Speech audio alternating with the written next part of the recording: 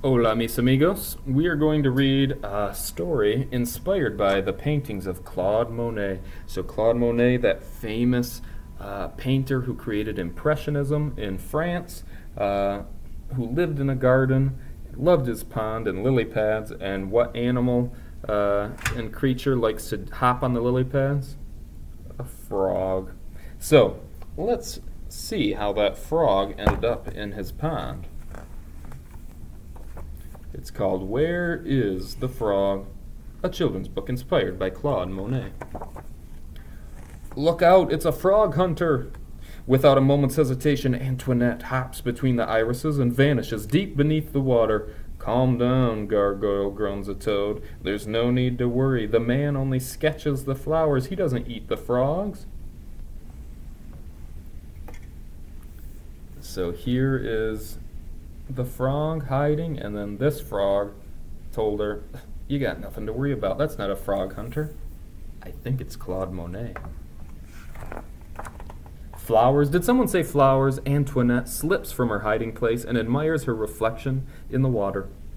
In that case, I'm the perfect catch. Come and take a look. Seriously, I'm at least as pretty as a water lily, just a little mint leaf in the water. From the corner of her eye, she watches the old man standing among the poppies.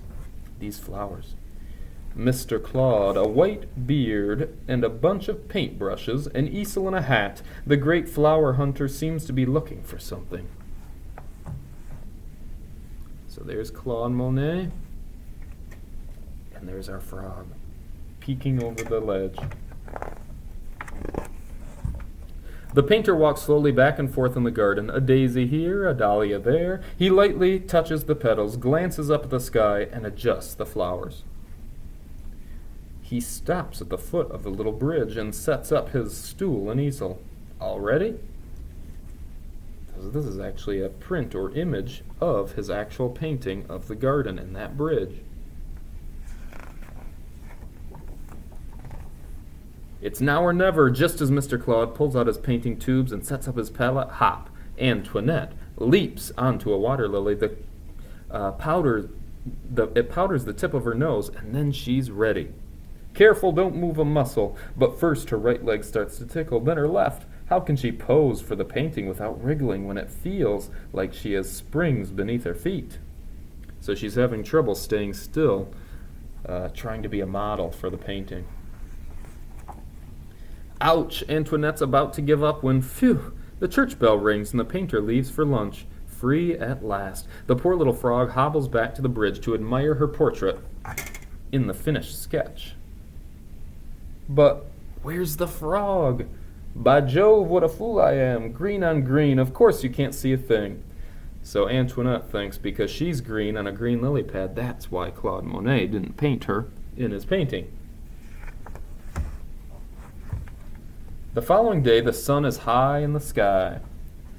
By the time Mr. Claude comes down to the garden, he brings a basket to his studio boat. Antoinette leaps onto a nearby dinghy. Hop, hop, but where's the frog? Good gracious, these twigs need trimming. So this time she's hiding in the boat, but she thinks the tree's in her way. And look at this impressionist painting by Monet. See those little brush strokes, like the little reflections in the water? And then the little textures of the grass here.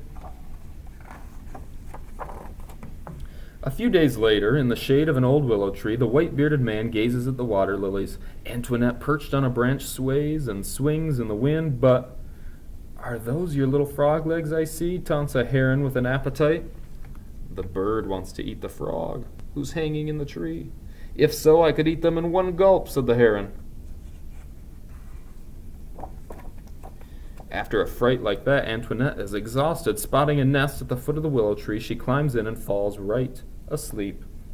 "Hey, there's something in my hat," exclaims the surprised painter. "How funny. I almost mistook it for a green water lily." And he picks up his brush. When Antoinette wakes up, she can't believe her eyes. There on the canvas, right in front.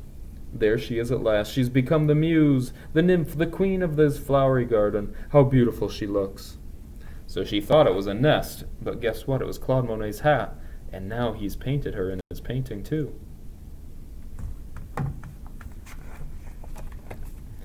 Come close so that I can kiss you, says Antoinette to the portrait facing her. She quickly jumps toward the canvas and splash! Everything tumbles into the water, the easel, the brushes, the frog, and her picture. Antoinette was never seen again, and Mr. Claude never really got over it. The masterpiece has remained missing ever since.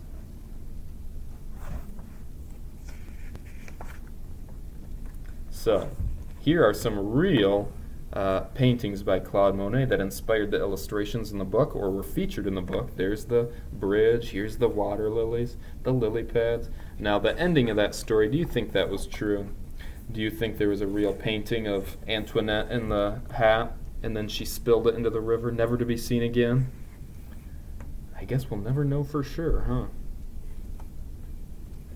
So, I hope you enjoyed that funny tale of Antoinette the Frog in Mr. Claude Monet's garden. Adios, amigos.